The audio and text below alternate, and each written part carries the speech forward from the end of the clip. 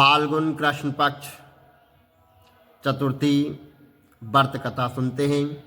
आज गणेश चतुर्थी है और भगवान गणेश का स्मरण करके कथा प्रारंभ करते हैं। भगवान गणपति सभी पर अपनी कृपा दृष्टि बनाए रखें। गजाननं भूतगणाधिसेवितं कपितजम्बों फलचारुभक्षणं उमाश्रितं शोकविनाशकारकं नमामि विघ्नेश्वरपादपङ्कजं कर्पूरकारं करुणावतारं संसारसारं भुजगेन्द्रहारं सदा वसन्तं मृदहारविन्दे भवं भवानी शयितं नमामि। नीलाम्बुजश्यां मलकोमलागं सीतासमारोपितभागभागं पाणो महाशायिकचारुचापं नमामि रामं रघुवंशरथं त्वमेव माताश्च पिता त्वमेव त्वमेव बन्धो च शिखा त्वमेव विद्या दृढं त्वमेव सर्वं मम देवदेवं। बोलो गणपति गणेश भगवान की जय। विष्णु शर्मा नामक ब्राह्मण की कथा। पार्वती जी पूछती है, हे लंबोदर, फाल्गुन कृष्ण चतुर्थी को गणपति जी की पूजा अर्चना कैसे की जाती है और कैसे करनी चाहिए। इस महीने में गणेश जी का पूजन किस नाम से होता है और आहार में क्या लेना चाहिए। तो भगवान गणेश जी ने कहा कि हे माते, फाल्गुन चतुर्थी को हेरंब नाम से गणेश भगवान की पूजा करनी चाहिए।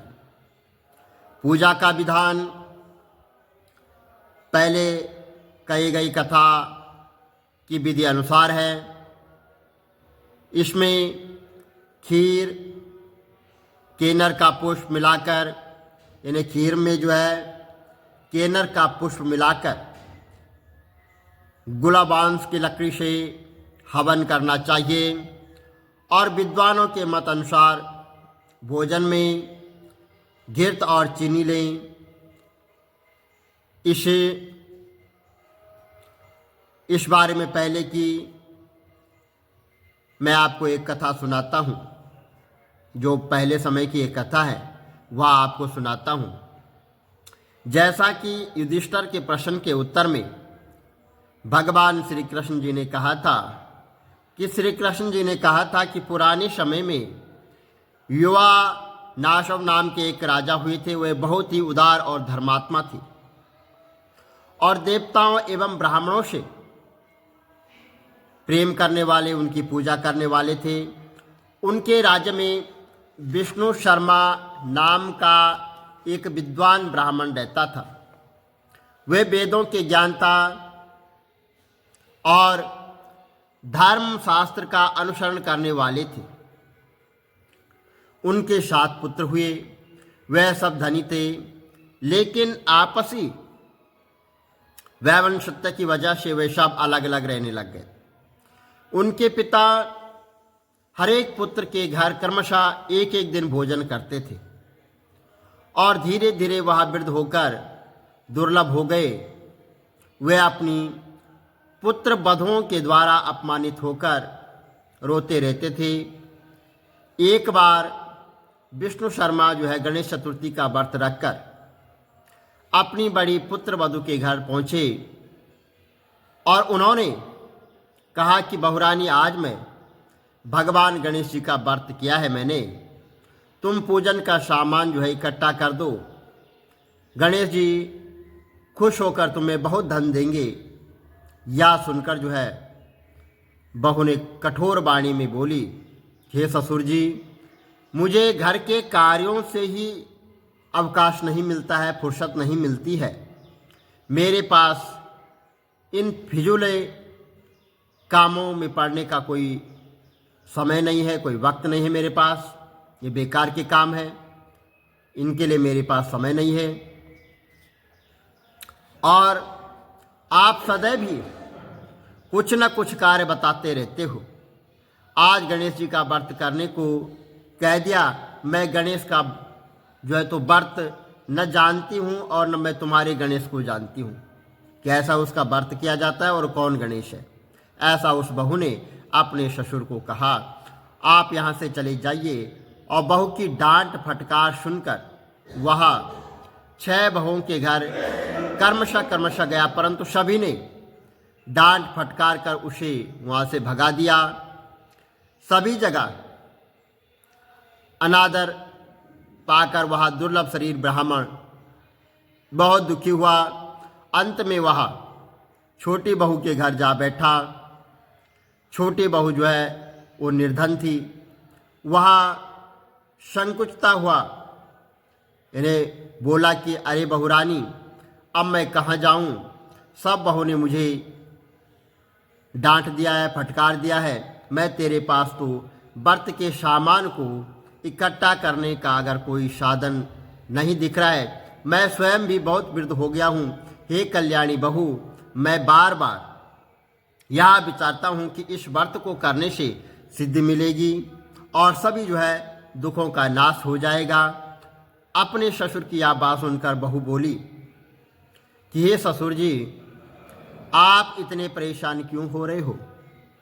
आप स्वेच्छापूर्वक व्रत करिए, आपके साथ मैं भी व्रत करूंगी, इससे हमारे दुखों का नाश होगा।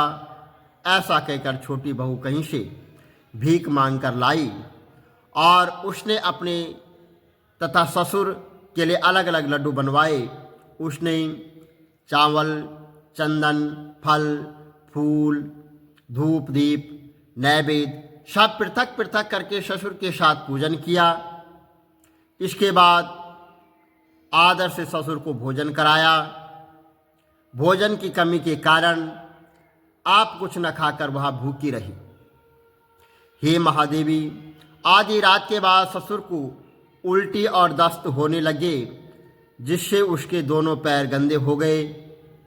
उसने ससुर के पैर धुलवाए और शरीर पोंछा तथा दुखी होने लगी कि मुझ अभागिन के कारण आपकी ऐसी दशा क्यों हुई। हे ससुर जी, रात्रि में अब मैं कहाँ जाऊँ, मुझे कोई उपाय सुझाइए। सारी रात विलाप करते रहने से अनजाने में उसका जागरण भी हो गया। और जब वह सुबह हुई तो छोटी बहू क्या देखती है कि उसके घर में हीरे, मोती, मणियाँ सब बिखरी पड़ी है और घर प्रतापिष्ट हो रहा है और उसके ससुर के जो है तो उल्टी दस्त वो सब बंद हो गए हैं। हैरान होकर वह अपने ससुर से पूछने लगी, या क्या हुआ, या धन किसका है? अरे इतने हीरे, मणि, मूंगा आदि मेरे घर कैसे आ गए? ससुर जी, हमें कोई चोरी में फंसाने के लिए तो यहाँ कोई षड्यंत्र नहीं कर रहा है। बहू की बात सुनकर ससुर ने कहा कि हे कल्याणी, ये सब तुम्हारी श्रद्धा और भक्ति का फल है। तुम्हारी भक्ति से भगवान गणेश जी तुम पर प्रसन्न हो गए हैं और उन्होंने इस व्रत के करने से तुम्हें इतना धन दिया है। बहू कहने लगी, हे ससुर जी, आपकी कृपावश गणेश जी प्रसन्न हुए, मेरी निर्धनता दूर हो गई है और मुझे अपार धन संपत्ति प्राप्त हुई है। आप धन्य हैं, आपकी कृपा से ही मैं धन्य हुई। अब छोटी बहू के घर में अपार धन संपत्ति देकर जो अन्य बहू वो क्रोधित हो गई और कहने लगी कि बूढ़े ने अपना सारा जमा किया हुआ धन अपनी छोटी बहू को दे दिया है।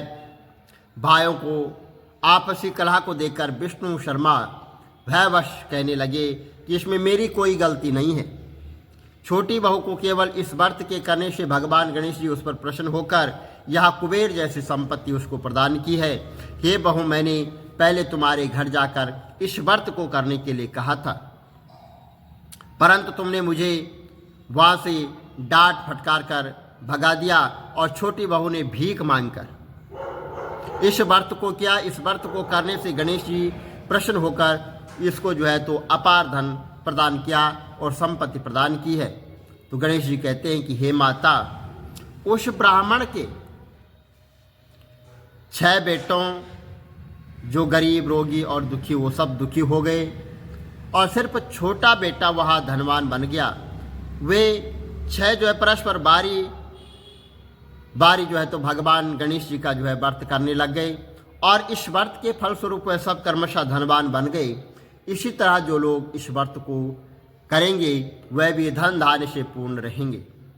भगवान श्री कृष्ण जी कहते हैं कि युधिष्ठिर, गणेश चतुर्थी के व्रत को करने से राज्य की जो है इच्छा वाले को राज्य प्राप्त होता है। अतः हे राजन, आप भी इस व्रत को करें और इस व्रत के करने से आप कष्टों से मुक्ति पाकर राज्य का सुख भोगने लगेंगे। भगवान श्री कृष्ण जी से यह कथा सुनकर युधिष्ठिर अति प्रसन्न हुए और इस व्रत को करके गणेश जी की अनुकंपा से संपूर्ण राज्य के जो है वो शासक हुए। बोल गणपति गणेश भगवान की जय।